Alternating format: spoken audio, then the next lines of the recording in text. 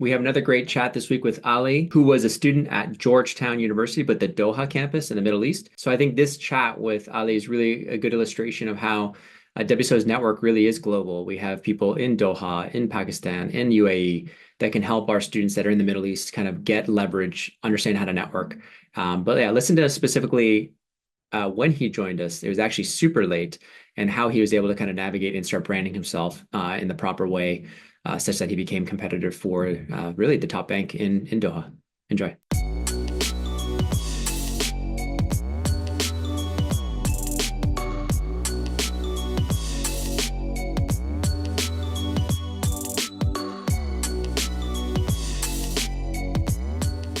Okay, Ali, thanks so much for taking the time to chat with us today. I'd love for you to start off just by sharing just a quick summary bio of your background. Sure. So hi, Patrick. Thank you so much for the invitation. So yeah, I graduated from Georgetown, like last year, and I majored in international economics. Georgetown has like two campuses. One is like in the US, which is the main campus, and like another one is in the Qatar Doha. I graduated from like the Doha campus, and like yeah, like basically after my senior year, I was looking into like getting into the finance. Like I wasn't sure, but then like after some time, uh, like I decided to go to like investment banking. So yeah, this is like very brief, like like a background about me. Yeah.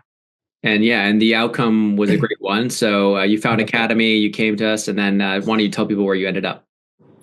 Um, yeah. So basically, like just like to add on to that, like after like my after graduation, like I did my CFA level one, but at the same time, like it just like it was just like for myself, just to improve my like finance background. And after that, like I realized that like I need like more of a practical experience, and because the CFA like focuses a lot on theory, and I realized that I really need the practical side. Like I need to explore the practical side of the finance, and like the best way to explore that is like through like talking to people who actually work there, like or like who've had experience, and that's where basically I found like Wall Street Oasis.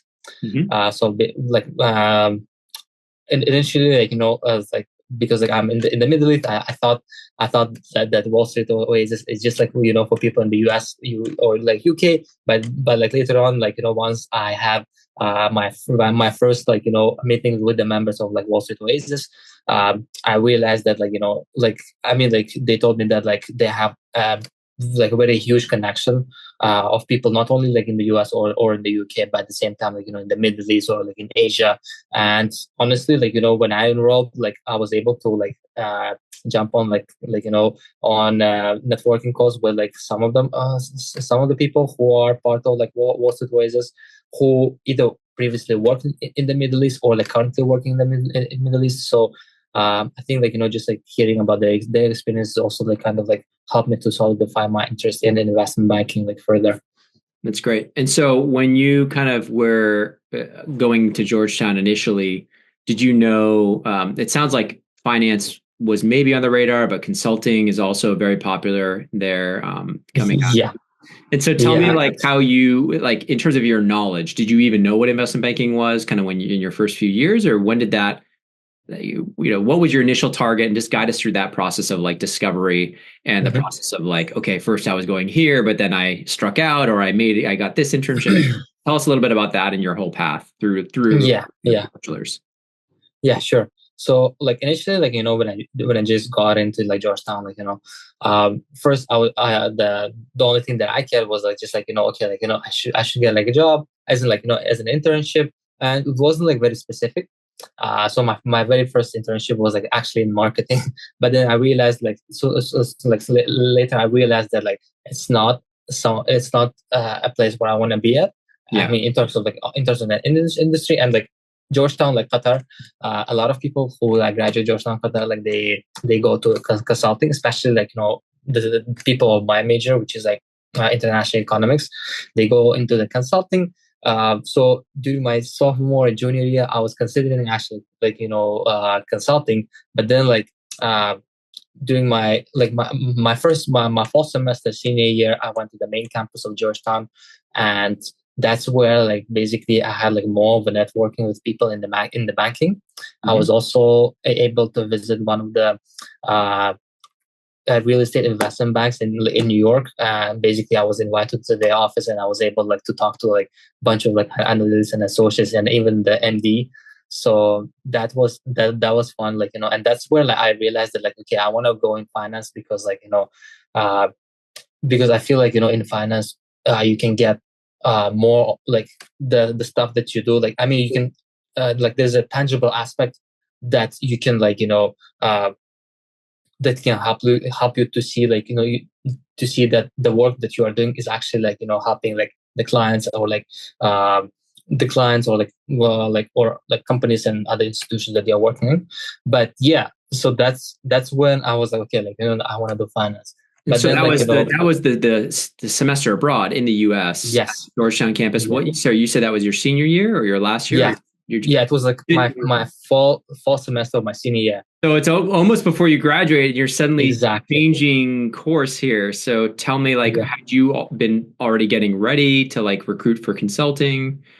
Tell me about like your thought process there, and then yeah, just you graduated obviously before even coming to us. So tell me a little bit about then what happened.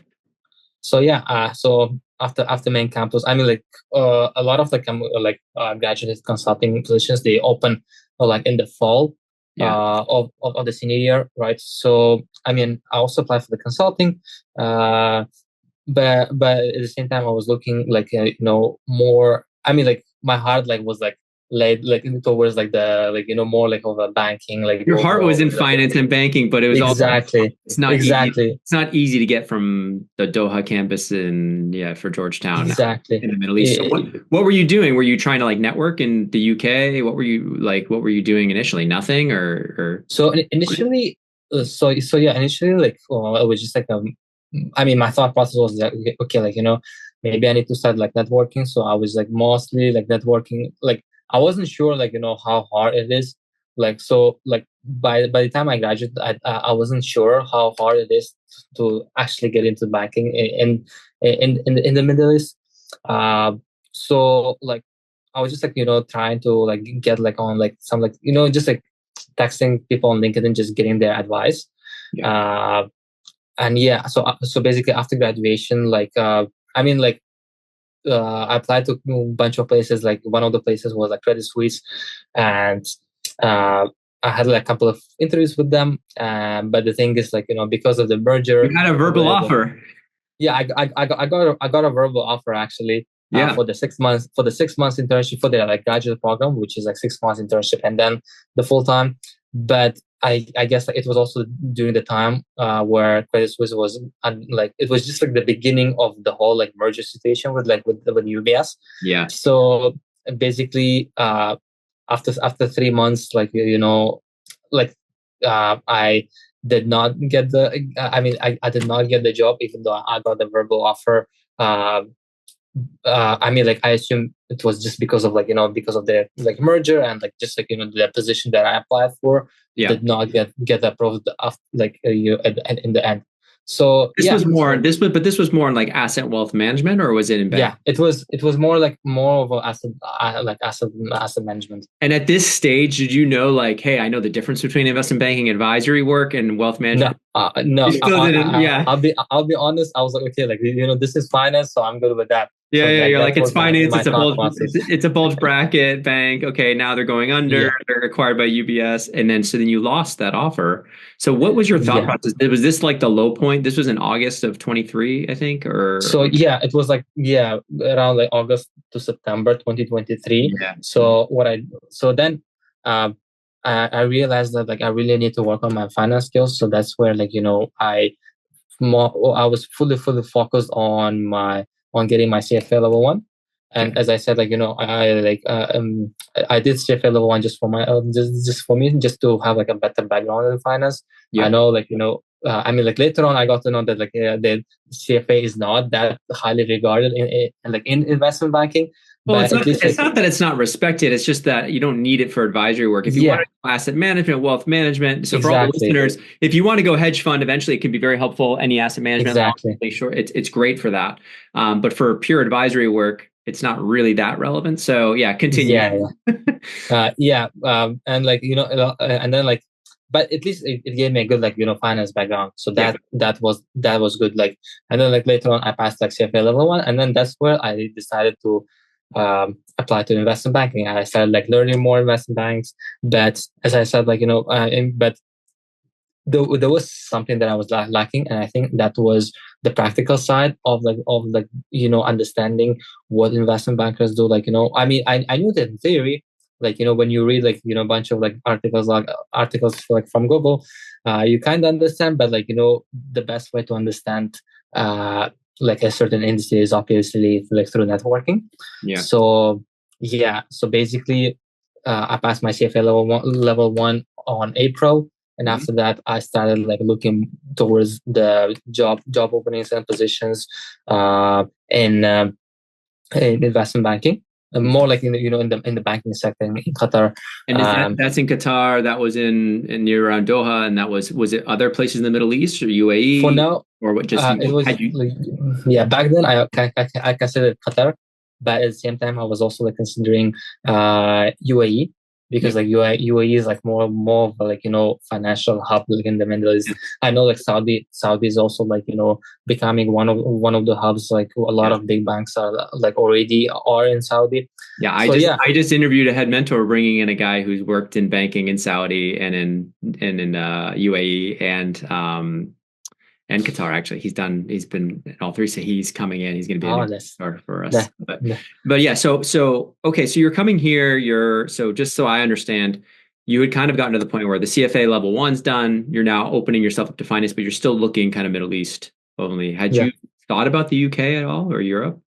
Well, I thought about the UK, but then like at the same time, like I wasn't sure what are the visa processes, like and like at the same time, like I can see like okay, like, there is an internship, but then there is the off-cycle internship, and it's like it's for juniors, and I already graduated, so it's like it's another like basically barrier. So I was like okay, like instead of like I mean maybe I had a shot, but at the same time I didn't have like a good like I mean You solid were finance very background. non-traditional. You were very non-traditional.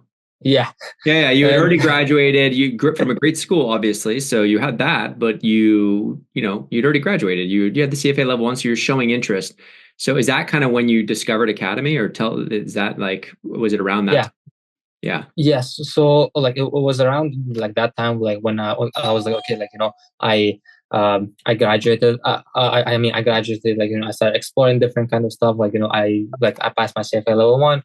I yeah. started a bit of a networking, but at the same time, uh, like I knew that like I didn't have like enough like finance experience, right? Or like at least like I didn't have like enough like investment banking related experience and knowledge, and also like sort of like network that will help me like later in the future, right? So that was basically the case, and that's where like one of the good days I actually described like was it Oasis, like and I jumped on like a few calls with the WSL members, because like I was like okay, like my main question was uh like can Wall Street Oasis help me with my position here in the Middle East? So that was my main concern, and uh, it actually like helped me a lot. Like it's like regardless, like I think like one of the like yeah. So basically, like I mean, I will like move to like Wall Street Oasis.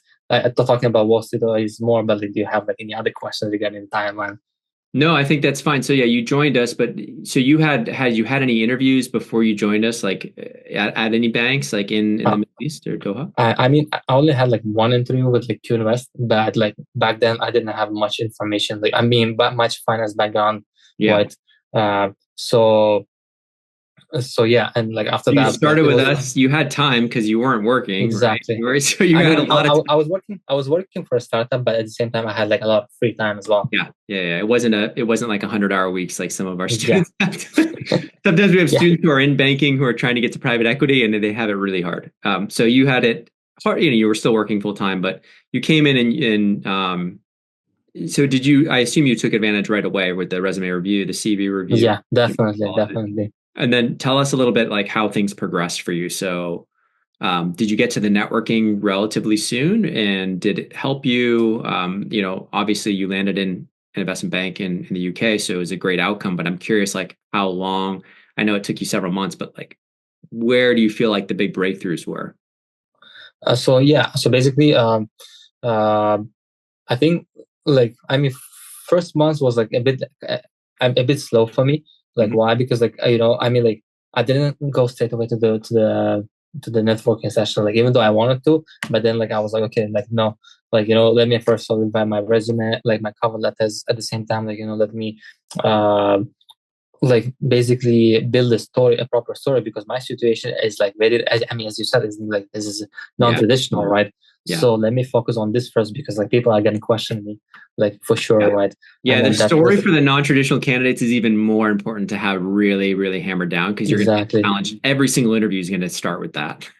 exactly, Yeah. yeah. And then after that, basically, I think I have a really good financial modeling sessions. I really, really enjoyed. I think one of the financial modeling mentors was Max, and like he was like really, really good. Like I know it was like I mean like how many hours was it? Like 8 hours per day? 8 hours of, Just are eight you talking about hours, like right? the private equity interview boot camp and the financial modeling valuation boot camp, those ones? Exactly. And I was like, I was like sitting, I mean, like, I know it was like 8 hours, like, like on the weekend. And, but at the same time, it was worth it. Like, like, I mean, I learned a lot, like, for sure.